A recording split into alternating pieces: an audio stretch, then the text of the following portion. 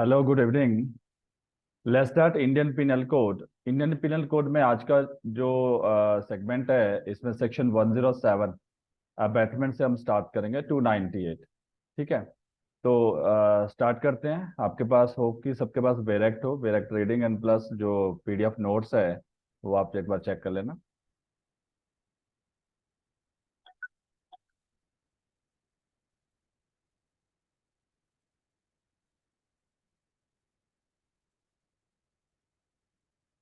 Day 3 IPC, section 107 to 298 of IPC. देखो, chapter जो है चैप्टर नंबर 5 आपका अबैटमेंट से रिलेटेड है।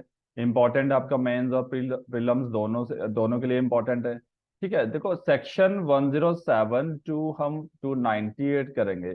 आपको लग रहा होगा कि सेक्शन काफी ज्यादा है, बट इसमें जो मेन इंपॉर्टेंट टॉपिक है वो तीन चार ही मेन इंपॉर्टेंट टॉपिक है। बाकी आपको यहाँ पे वेरेक्ट रीडिंग करना है और फॉर प्रीलिम्स पर्पज से। ठीक है, देन अबैटमेंट अंडर सेक्शन 107। ये आपने ये जो पीडीएफ नोट्स है, ये आपको स्टडी मटेरियल में मिल जाएगा, वहां ये देख लेना। देन अबैटमेंट कहाँ पे डिफाइन है? आपका 107 अबैटमेंट ऑफ थिंग, सेक्शन 108 में डिफाइन है अबैटर। अबैटर कहाँ पे डिफाइन है? 108। क्योंकि जब भी आपको इसमें देखना पड़ेगा, इसको राइट विद 108। ठीक है, तो section 107 provide that abatement may be practice by person in any of the following way: by instigation, by engaging person conspiracy, by intentionally aiding or illegal omission. तो नंबर वन, बाय इंस्टिगेशन, किसी को provoke करना, encourage करना। ठीक है। Number two, through conspiracy. ठीक है, पहले क्या था कि आपका जो कॉन्स्पिरेसी के लिए अब 1913 के बाद सेपरेट चैप्टर है 120A, सेपरेट सेक्शन है 120B। बिफोर दैट आपका वो कहाँ पे कवर होता था? Abatement through conspiracy under section 107 part 2 में, एंड इंटेंशनली एड और ओमिशन। इंटेंशनली एड और omission.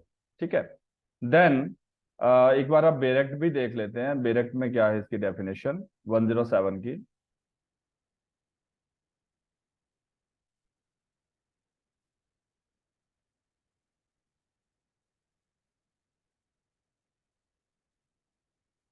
Abatement of thing, a person abet the doing of thing who first instigation may person any person to do that thing, मतलब instigation provoke करना, encourage करना। Secondly, engages with one more other person, a person in any conspiracy for doing of that thing if an act or illegal omission take place in pursuance of that conspiracy, and in order to the doing of that thing। ये conspiracy की बात करा, लेकिन सिर्फ offence से related conspiracy की बात करा है। और जो आपका 120A है, वो तीनों तरह की कॉन्स्पिरेसी की बात करते हैं: ऑफेंस, प्रोहिबिटेड बाय लॉ, और आपका civil wrong. thirdly, intentionally aids by any act or illegal omission the doing of that thing। Explanation थोड़ा इसको और मोर क्लियर करता है। अगर मिस रिप्रेजेंटेशन भी करता है कोई पर्सन किसी को, तो that is also cover under section 107।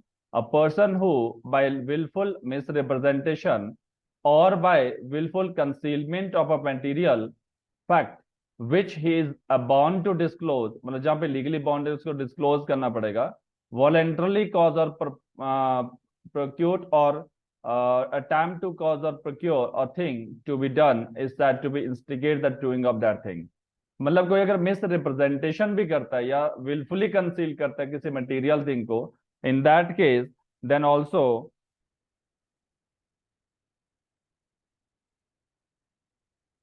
in that case then also आपका वो क्या होगा? अबैटमेंट होगा। जैसे कि आप इलस्ट्रेशन देखो, मैंने आपको पहले बताया जितनी भी इलस्ट्रेशन है वेरेक्ट में दी, आपको एक बार रीड जरूर करना है। इलस्ट्रेशन भी क्वेश्चन आ जाते हैं आपको एमसीक्यूज आपका प्रीलिम्स में और मेंस में। A public officer is authorised by a warrant from a court of justice to apprehend Z, B knowing that fact and also that C is not Z, wilfully represent A that C is that. अब देखो यहाँ पे क्या है, एक police officer है जो authorise कर रखा है, उसके पास वारंट है किसको अरेस्ट करने का? Apprehended that, we knowing that the fact that also C is not that. तो बी ने क्या किया, उसको नॉलेज है कि सी जेड नहीं है, उसने बोला कि who is the Z Z, तो बी ने शो किया सी की तरफ फिंगर किया कि सी जेड है, और विलफुली रिप्रेजेंट, उसको मिस रिप्रेजेंट किया to A that C is Z, कि भाई सी जेड है जबकि सी जेड नहीं है, ठीक है, जेड कोई और पर्सन था, and thereby intentionally cause A to apprehended C, here B abet by instigation the apprehension of C. ये इलस्ट्रेशन अच्छे से पढ़ना, या एमसीक्यूज में आपको आ सकती है। Explanation 2, whoever either prior to or at the time of commission of an act does anything in order to facilitate the commission of that act and thereby facilitate the commission thereof is said to be aid or doing thing। ये आपको red करोगे आप third clause के साथ, जहाँ पे intentionally add करता है कोई पर्सन, हेल्प करता है इंटेंशनली, ठीक है, देन वो पर्सन भी अबैटमेंट के लिए, मतलब खुद वो ऑफेंस नहीं करता है, बोला इंटेंशनली। फॉर एग्जांपल मान लो सपोज ए और बी, ए ने बी को हिट किया, ए और बी मान लो लड़ाई कर रहे थे, हिट कर रहे थे, सी ने इंटेंशनली उसके हाथ में चाकू रख लिया, किसके हाथ में, ए के हाथ में, उसने एड किया, किसने, सी ने यहाँ पे एड किया, और ए ने उसको स्टफ कर दिया उस चाकू से, तो इसने खुद तो नहीं किया, is not main offender but is abetted, abettor, ये अवेटर है। Then now, section 108, awaiter. A person await an offense who awaits either the commission of an offense or the commission of an act, which would be an offense if committed by a person capable by law of committing an offense which the same intention knowledge so that of the awaiter। मतलब अवेटर, अवेटर कौन है, जिसने await किया किसी person को, जो person है वो अवेटेड पर्सन है।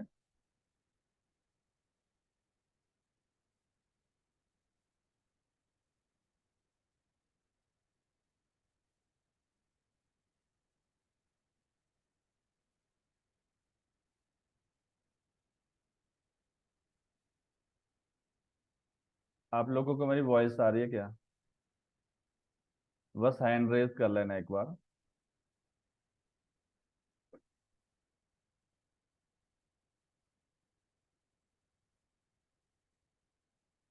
वॉइस आ रही है, कोई हैंड रेज पे क्लिक करना।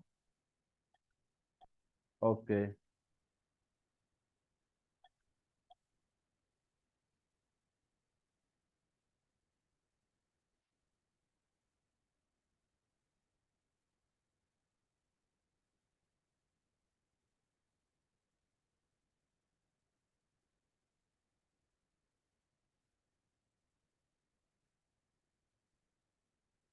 एक मिनट दो ना।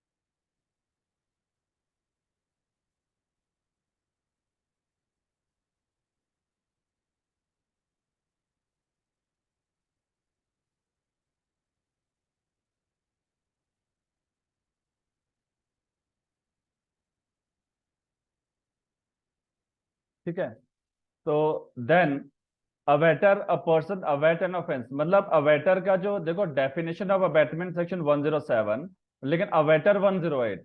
And then a person abet an offence, जो पर्सन किसी ऑफेंस के लिए अवेट करेगा उसको हम क्या बोलेंगे, अवेटर बोलेंगे। एंड देन एक्सप्लेनेशन 1 देखना, the abetment of the illegal omission of an act may amount to an offence. देखो मैंने पहले भी बोला आपको कि ओमिशन के आगे इलीगल ओमिशन ऑलवेज रहता है, तो an act may amount to an offence although the abettor may not himself if he be born to do that act. क्या वो अवेटर खुद उसको करने के लिए बॉर्न नहीं है, बट अगर वो इस तरह से इलीगल ओमिशन भी करता है, then liable under this section. To constitute the offense of abatement is not necessary that the act abated should be committed or that the effect requisite to constitute the offense should be caused। मतलब offence का complete होना यहाँ पे necessary नहीं है, अगर किसी person ने अवेट कर दिया और वो ऑफेंस चाहे कंप्लीट हो ना हो, दैट इज ए मटेरियल। ठीक है, for example illustration, A instigate B to murder C. देखो ए ने इंस्टिगेट किया किसको, बी को, किसका मर्डर करने के लिए, सी का मर्डर करने के लिए। Then B refuse to do so, A is guilty of abetting B to commit murder. B ने रिफ्यूज कर दिया कि नहीं मैं तो मर्डर नहीं करूंगा, फिर भी ए लाइबल होगा, ए लाइबल होगा अबैटमेंट के लिए। ठीक है, तो मतलब वो एक्ट होना जरूरी नहीं है, एक्ट हो या ना हो, बट अगर आपने इस तरह से अबैटमेंट किया, इंस्टिगेट किया किसी पर्सन को, लाइक जैसे आपका एग्जांपल है, A instigate B to murder C, B refuse to do so, A is guilty of abetting B to commit murder. Same your second example, A instigate B to murder D, B in pursuance of that instigation stab D, D recover from the bone, A is guilty of instigate B to committed murder. देखो A ने B को instigate किया कि इसका murder करना है, किसका, D का मर्डर करना है। बी ने भी according to that instigation act किया, उसने स्टेप किया, किसको स्टेप किया, डी को स्टेप किया, लेकिन वो उसकी डेथ नहीं हुई, यहाँ पे डेथ नहीं हुई, समझ गए। इंस्टिगेशन किस चीज का था, डेथ कॉज करने का, बट अनफॉर्चुनेटली डेथ नहीं हुआ, वो रिकवर कर गया। ठीक है, फिर भी वो लाइबल होगा, ए लाइबल होगा। ये तो मैन ऑफेंडर है, जो उसने एक्ट किया वो liable for that man offences, but A liable for abatement, ये अबैटमेंट ऑफ मर्डर के लिए लाइबल होगा। ठीक है, क्लियर। और ये किस चीज के लिए लाइबल होगा, बी अटेम्प्ट टू मर्डर, किसके लिए, अटेम्प्ट टू मर्डर, क्योंकि अगर डेथ हो जाती तभी मर्डर होता, लेकिन यहाँ पे अटेम्प्ट टू मर्डर के लिए लाइबल होगा।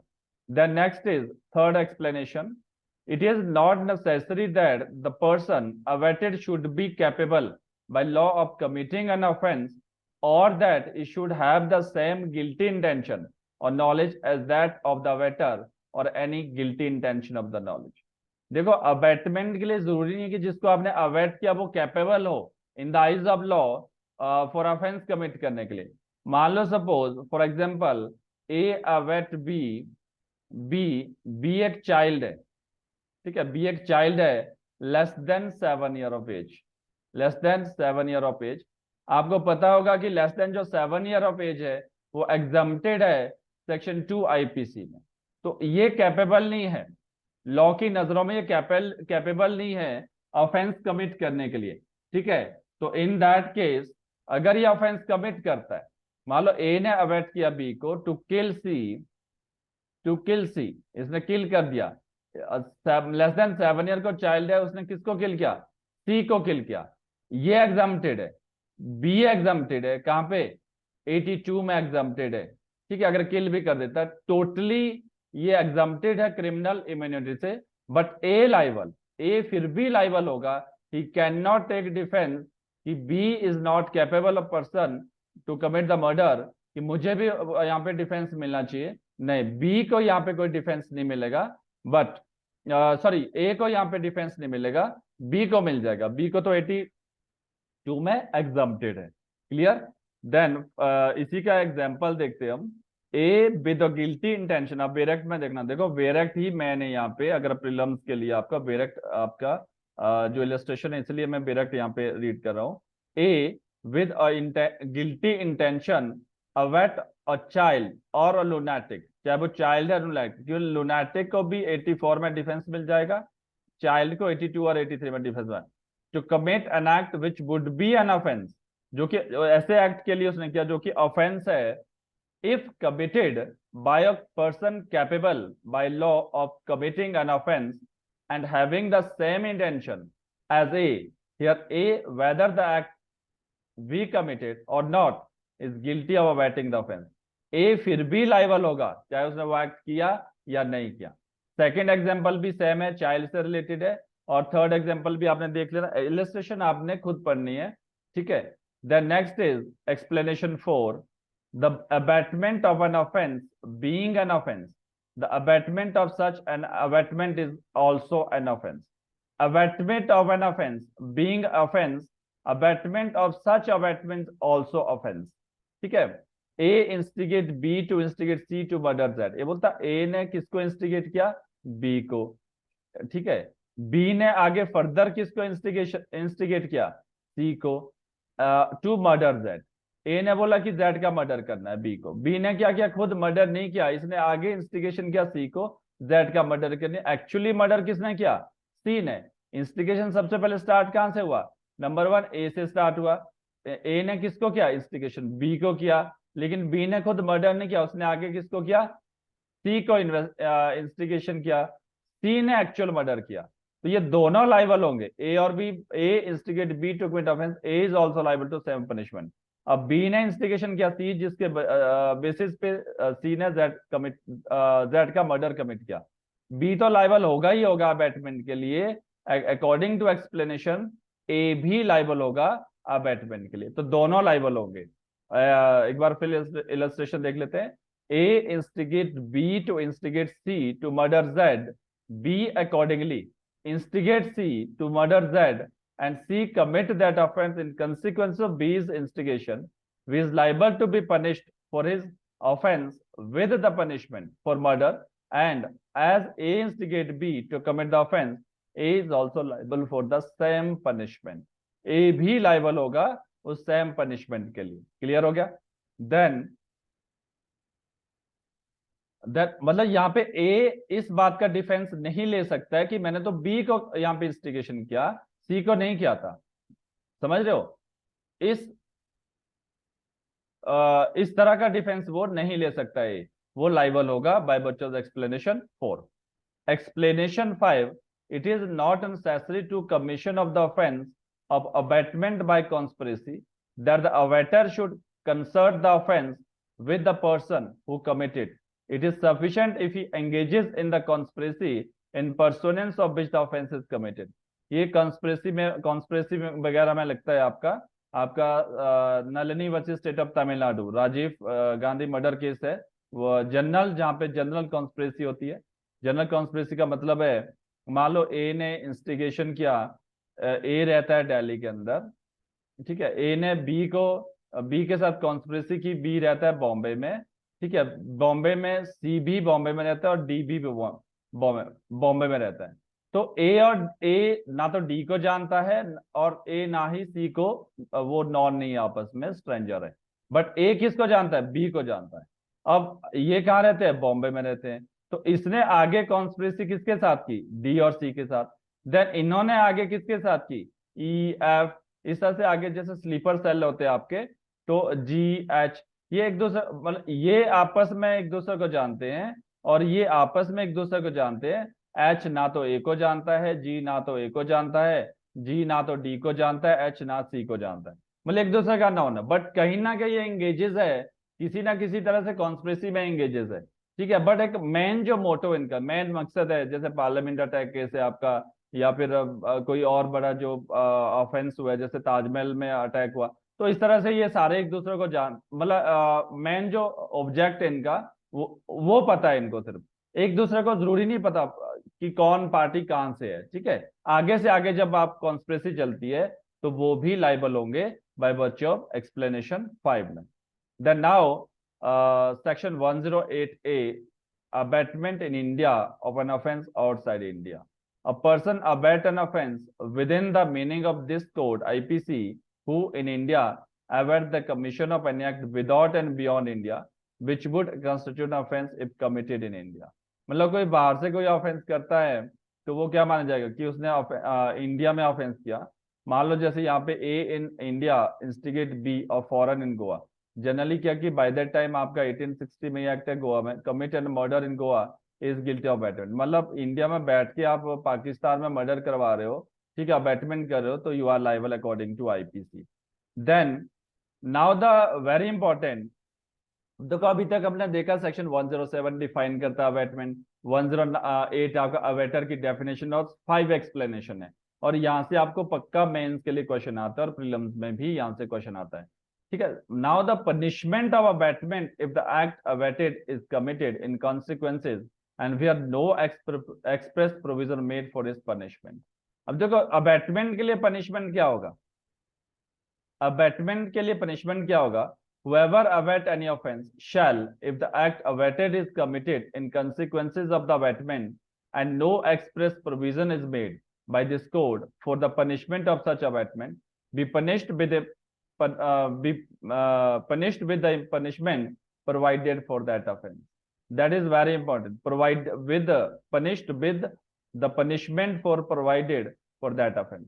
देखो अवेटमेंट दो तरह की होती है, एक एक्सप्रेस प्रोवाइडेड है, एक्सप्रेस बोला है यहाँ पे 109, एक्सप्रेस मतलब जैसे आपका 305 306, अबैटमेंट टू आपका चाइल्ड अलग से सेक्शन दिया है, अबैटमेंट टू पर्सन आपका सुसाइड वाला अलग से आपको सेक्शन दिया है, तो उनके लिए वो एक्सप्रेस प्रिजर्व, अगर मान लो अबैटमेंट टू सुसाइड का केस है वो 306 में जाएगा। डेफिनेशन तो 107 की ही लेंगे हम, पनिशमेंट कहाँ होगी 306 में। लेकिन मान लो सपोज अगर आईपीसी के अंदर किसी अबैटमेंट के लिए स्पेशल सेक्शन नहीं है तो वहां पे पनिशमेंट कैसे रहेगा? तो पनिशमेंट यहाँ पे अगर आप देखोगे सेक्शन 109 में पनिशमेंट नहीं है, 10 ईयर जो हम देखते हैं कि डेथ सेंटेंस है, 10 ईयर है, फाइन एक्सेट्रा, इस तरह की कोई पनिशमेंट है। ये बोलता है punished with the punishment provided for the offence. For example मान लो suppose A abet B to kill C, ठीक है। अब मान लो suppose under the consequences in मतलब अबैटमेंट के कंसिक्वेंसेज में बी ने एक्चुअल में सी का मर्डर किया तो B liable under section 302 IPC, but A liable under section 302 read with 109। तो ये 109 रहेगा यहाँ पे, जनरली तो 109 का ही लग जाता है, बट रेड विद यहाँ पे 302, बिकॉज हमें पता चलेगा ऑफेंस कौन सा किया इसने, ऑफेंस इसने मर्डर क्या किया, तो उसके पनिशमेंट मिलेगी मर्डर के, क्योंकि यहाँ पे punishment derived from the man offence. जो भी ऑफेंस किया, मान लो अबैटमेंट टू थेफ्ट है, अगर उसने ए अबैट बी कमिटेड थेफ्ट, अगर सी की घर में कोई प्रॉपर्टी का थेफ्ट करना है तो देन यहाँ पे चार्ज क्या लगेगा 109 रेड विद 379, पनिशमेंट वाला ऑफेंस का चार्ज लगता है। यहां से क्या पता चल रहा है कि इसने खुद ऑफेंस नहीं किया फिजिकली, ना वो मैन ऑफेंडर नहीं है, वो अवेटमेंट वाला ऑफेंडर है, इसको अवेटर बोलेंगे। ये क्या है, अवेटर बोलेंगे। पनिशमेंट तो सेम मिलेगी मैन ऑफेंस की, बट चार्ज का डिफरेंस रहता है। यहाँ पे मैन ऑफेंडर के ऊपर आपका मेन सेक्शन का चार्ज लगता है जो ऑफेंस किया उसने, लेकिन जो अवेटर है उसके ऊपर लगेगा आपका 109 read with main offence. Then now the section 110, punishment of abatement, a person abated does act with different intention from that of abater. Whoever abet the commission of an offense shall, if the person abated does the act with a different intention or knowledge from that an abater, be punished with the punishment provided for the offense which would have been committed if the act had been done with the intention or knowledge of that abater and no other. ये बोलता मान लो suppose ए ने कोई poison दिया, poison किसको दिया, B को दिया, एंड देन उसको इंस्ट्रक्शन दिया कि तुम इसको सी के फूड में डालो, ठीक है। एक्चुअल में ये पॉइजन था, बट बी को क्या बोला इसने, बी को बोला दिस इज शुगर, समझ गए, दिस इज शुगर। तो वो शुगर और पॉइजन दोनों वाइट होते हैं, तो ए ने, ए के अकॉर्डिंग तो वो पॉइजन है, ठीक है, ए के अकॉर्डिंग क्या है, पॉइजन, एक्चुअल में वो पॉइजन है और ए के अकॉर्डिंग भी पॉइजन है, लेकिन उसने ये कह के उसको बी को दिया कि ये शुगर तुम सी के फूड में डालो, ठीक है। देन समझ रहे हो मेरी बात, और यहाँ पे ऑफेंस कमिट होगा, लेकिन ए फिर भी लाइबल होगा, ए लाइबल होगा उस ऑफेंस के लिए, ठीक है। Then next is liability of the abater when one act abated and different act done. When act is abated and different act is done, the abater is liable for the act done in the same manner and to the same extent if he had directly abated it. देखो main section तो बोलता है कि ए ने अगर murder के लिए अबैट किया, ठीक है, तो बी को मर्डर ही करना है। अगर वो मान लो थेफ्ट करता है, क्या उसने थेफ्ट के लिए अबैट किया, नो, मर्डर के लिए अबैट किया था, थेफ्ट के लिए नहीं किया, तो ही विल नॉट लाइबल, तब वो लाइबल नहीं होगा। बट प्रोवाइडेड, प्रोवाइजर बोलता है provided that the act was of probable consequences, that is important here, probable consequences of the abetment and was committed under the influence of the instigation और with aid और pursuance of the conspiracy with constituted the abetment. For example ये बोलता अगर probable consequences होगा, मान लो suppose ए को अबैट किस चीज के लिए किया, थेफ्ट के लिए, to commit theft at the home of B के घर में थेफ्ट करना। अब वहां पे क्या हुआ, बी ने उसको रेजिस्ट किया, रिजिस्ट किया और ए के पास पिस्टल थी। अबैटमेंट सिर्फ थेफ्ट के लिए क्या था, ए के पास पिस्टल थी, ए शोज पिस्टल एंड मतलब pin pointing toward the B, B को पिस्टल शो कर दिया उसने। तो जैसे ही पिस्टल शो कर दिया आपका theft convert into robbery. Theft किस में कन्वर्ट हो गया, रॉबरी। क्या उसने रॉबरी के लिए अबैटमेंट किया था, नो। अबैट किस चीज के लिए था, theft. But robbery is the consequences of the theft, probable consequences. अगर जिस एक्ट के लिए आपने अवॉइड किया उसका प्रोबेबल कंसिक्वेंस, ये तो पता है अगर थेफ्ट करने जाएगा कोई हमें रोकेगा तो वह मान लो पिस्टल शो करे तो रॉबरी हो जाएगा, या मान लो हिट करता है वो उसको तो तब भी रॉबरी हो जाएगा। तो इन दैट केस क्या बन जाएगा, ये that is the probable consequences of the theft. तो देन वो लाइबल होगा रॉबरी के लिए। तो यहाँ पे वो थेफ्ट के लिए तो लाइबल है ही है, बट ऑटोमेटिकली वो किस चीज के लिए लाइबल होगा, ये रॉबरी के लिए लाइबल होगा। फॉर एग्जाम्पल एक और एग्जाम्पल लेता हूँ और क्लियर हो जाएगा। मान लो ए ने अवॉइड किया बी को थेफ्ट के लिए, ठीक है, लेकिन बी ने थेफ्ट कमिट कर लिया, बट उसने उस घर के अंदर एक वुमेन को देखा and he committed rape upon that women. क्या rape probable consequences of theft है, नो। रेप और थेफ्ट के लिए rape is not important here, but theft से रॉबरी हो सकता है, थेफ्ट से रॉबरी होने के चांसेस है, but not rape. Rape is the independent act of the B. तो रेप के लिए सिर्फ बी ही लाइबल होगा, A not liable. A liable for abetment of theft only. लेकिन अगर थेफ्ट के साथ वो रॉबरी करता है तो देन ए लाइबल रॉबरी, ऑल्सो रॉबरी है। ये आपको यहाँ पे मिल जाएगा एग्जाम्पल में भी, अगर आप एक बार इलस्ट्रेशन देखेंगे इसके। देन नाउ द ये बाकी के सेक्शन 12 और 13 भी आपने सिर्फ डायरेक्ट रीडिंग करना है। देन 14 थोड़ा सा इंपॉर्टेंट है यहाँ पे, abettor present when offence is committed. अब ये कंस्ट्रक्टिव लाइबिलिटी की बात करता है, कंस्ट्रक्टिव लाइबिलिटी की बात करता है। whenever any person who is absent would be liable to be punished as an abator is present when the act or offense for which he would be punishable in the consequences of abatement is committed, it shall be deemed, ये देखना यहाँ deemed word लिखा है, deemed to have committed such act or offense। तो बता मान लो suppose for example ए ने बी को अवेट किया, ए ने बी को अवेट किया मॉर्निंग में 10 AM पे, ठीक है। आफ्टर दैट दे सेपरेटेड, वो सेपरेट हो गए to commit murder of C. They separated evening time में, इवनिंग टाइम में बी ने सी का जब मर्डर कमिट करा था, A also present there. A भी बाई चांस वहां पे प्रेजेंट हो गया, समझ रहे, किसी तरह से ए भी वहां पे था। यहाँ पे क्या होना चाहिए, 114 में अबैटमेंट डिफरेंट टाइम पे होना चाहिए।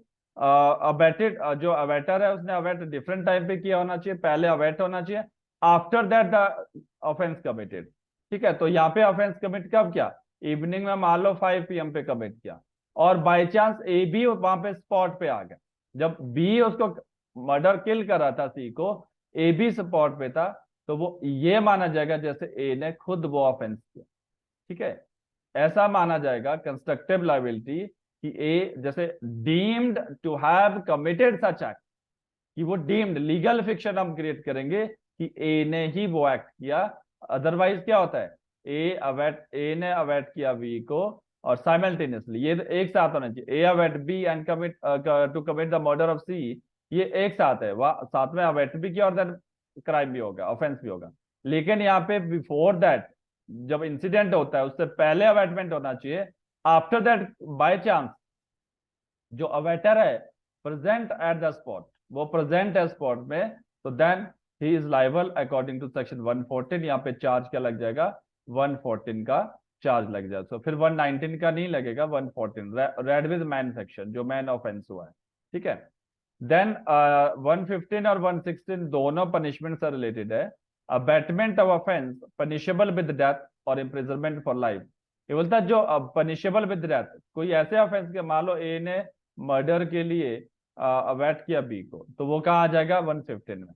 इफ ऑफेंस नॉट कमिटेड, ये बोलता है ऑफेंस आपने सिर्फ अवेट किया लेकिन ऑफेंस कमिट नहीं हुआ, पनिशमेंट, मान लो मर्डर के लिए अवॉइड किया, बी ने रिफ्यूज कर दिया, whoever await the commission of an offense punishable with death or imprisonment for life shall, if that offense be not committed in consequences of abatement and no express provision is made by this code for the punishment of such abatement, be punished with imprisonment either description of a term which may extend to 7 years and shall also liable to be fined.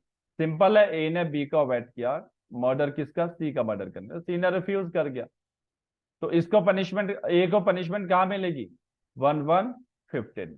Clear है।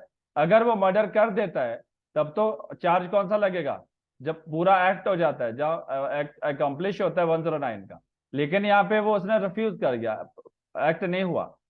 अगर मान लो वो hurt भी करता है, attempt to murder करता है, तब सेकंड पार्ट में जाएगी punishment. if act causing harm to done in consequences and if any act for which the abater is liable in consequences of abatement and which cause hurt to any person is done, the abater shall be liable to imprisonment of either description for a term which may extend to 14 years and shall also be liable to fine। तो यहाँ पे punishment थोड़ा बढ़ जाता है जब वो उसको हर्ट करता है। देन अबैटमेंट, डेथ पनिशमेंट वाले ऑफेंस कहाँ आ जाएंगे, 115 में, और लाइफ इम्प्रिजनमेंट वाले। Abatement of offence punishable with imprisonment, जो बाकी जो ऑफेंसेस है इम्प्रिजनमेंट वाले, वो आपका कहाँ आ जाएंगे, आपका 116 में।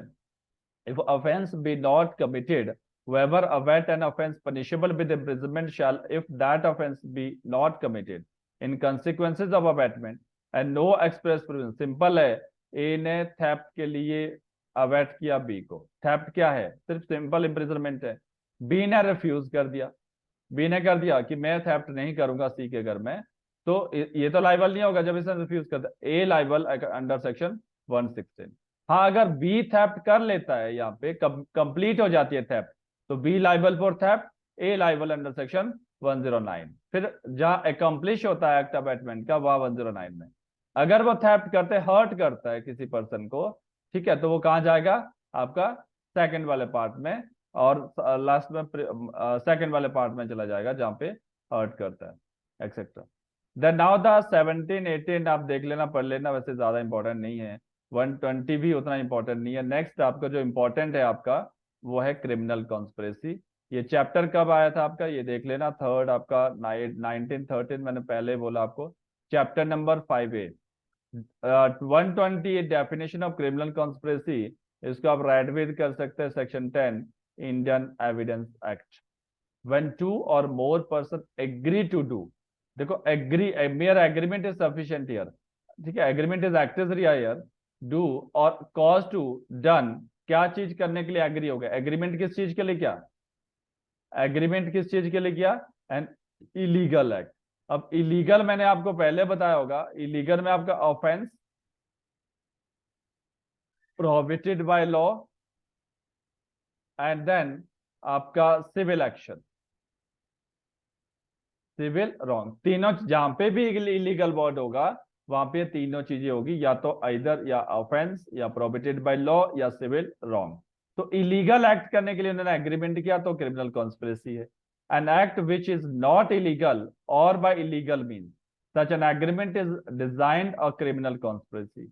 ठीक है, अब ये ऐसा एक्ट जो नॉट इलीगल, एक्ट तो इलीगल नहीं है, बट मेथड जो मैनर आपने चूज किया वो इलीगल है। फॉर एग्जाम्पल, मान लो सपोज ए ने बैंक से लोन लिया, ठीक है, बैंक से क्या किया, लोन लिया, तो बैंक का राइट क्या है, right to recover the loan, right to recover the loan जो अमाउंट है। अब बैंक वाले, बैंक के पास क्या ऑप्शन है, वो केस फाइल करे, सिविल सूट फाइल करे, रिकवरी सूट फाइल करे, लेकिन बैंक ने क्या किया, बैंक जाके उसके घर पे पहुंच गए और वहां पे कुछ गुंडों को लेके पहुंच गए, एंड देन उसको, मतलब उसको थ्रेटन, मार पिटाई कर रहे हैं उसको कि लोन का अमाउंट तू पेड कर, ठीक है। तो इन दैट केस उनका जो राइट है, एक्ट है, वो तो जो एक्ट कर रहे थे वो, मतलब अमाउंट रिकवर करने का जो एक्ट है वो क्या है, वो इलीगल नहीं है, बल्कि जो मेथड है उनका उसको रिकवर करने का, दैट इज इलीगल। तो वो कहां पे फॉलो होगा आपका 2 में, provided that no agreement except an agreement to commit an offense, that is important, no agreement shall amount to a criminal conspiracy unless some act beside the agreement is done by one more parties or agreement in the pursuance thereof। ये बोलता है अगर agreement मान लो prohibited by law है, prohibited by law या civil action, तो इसके लिए आपको सिर्फ mayor agreement is not sufficient, mayor agreement is not sufficient, plus आपको कुछ फर्दर एक्ट भी, ओवर्ट एक्ट भी प्रूव करना पड़ेगा कि आपने उस क्रिमिनल कॉन्स में कुछ एक्ट भी किया, समझ रहे हो। लेकिन जो ऑफेंस है आपका, जो ऑफेंस है आईपीसी में सिर्फ ऑफेंस वर्ड ही यूज हुआ है, क्राइम नहीं हुआ है। प्रोहिबिटेड बाय लॉ मतलब होता है कि आपका जो बाकी एक्ट है, जैसे एनडीपीएस एक्ट है, आपका SC/ST एक्ट है, डॉरी प्रोहिबिशन एक्ट है, फूड अडल्ट्रेशन एक्ट है, उसमें prohibited of law crime use हुआ है। सिविल एक्शन आपका टॉर्ट के अंदर आ रहा है अगर आपकी क्रिमिनल कॉन्स्पिरेसी टॉर्ट से रिलेटेड है। लेकिन अगर आपका क्रिमिनल कॉन्स्पिरेसी किससे रिलेटेड है, ऑफेंस से रिलेटेड है, तो mayor agreement is sufficient, mayor agreement is sufficient. यहाँ पे आपको कोई भी एग्रीमेंट ही प्रूव करना है, बाकी चीजें कुछ भी प्रूव नहीं करना है। फॉर एग्जाम्पल मान लो सपोज A, B, C ये तीनों ने एग्री किया to commit murder of D, तो they are liable for under section 120B। 120 charge तो 120B का लगेगा, तो वो उन्होंने क्या किया, उन्होंने क्रिमिनल कॉन्स्पिरेसी, क्योंकि मेयर एग्रीमेंट है सफिशिएंट। डी क्या है, मर्डर क्या है, मर्डर ऑफेंस है, तो ऑफेंस के लिए mere agreement is sufficient according to section 120। Then now the 120B punishment of criminal conspiracy, punishment क्या है इसके लिए, whoever is a party to a criminal conspiracy to commit an offense punishable with death, imprisonment for life, or rigorous imprisonment for term 2 years or upward shall, where no express provision is made in this code, the punishment of such a conspiracy be punished in the same manner if he had averted such offense। जो abetment के लिए offence punishment है वो same यहाँ पे punishment है। जो 2 year से ज्यादा के ऑफेंसेस है, अगर 2 ईयर से ज्यादा के ऑफेंसेस है जिसके लिए कॉन्स्पिरेसी कंडक्ट की, तो वहां पे पनिशमेंट क्या मिलेगी, सेम ऑफेंस की, जो मैन जिस मान लो कॉन्स्पिरेसी फॉर थेफ्ट है, कॉन्स्पिरेसी फॉर मर्डर है, तो थेफ्ट है तो थेफ्ट की पनिशमेंट मिलेगी 3 ईयर, मर्डर है तो मर्डर की पनिशमेंट मिलेगी, ठीक है, वो 2 ईयर से ज्यादा है।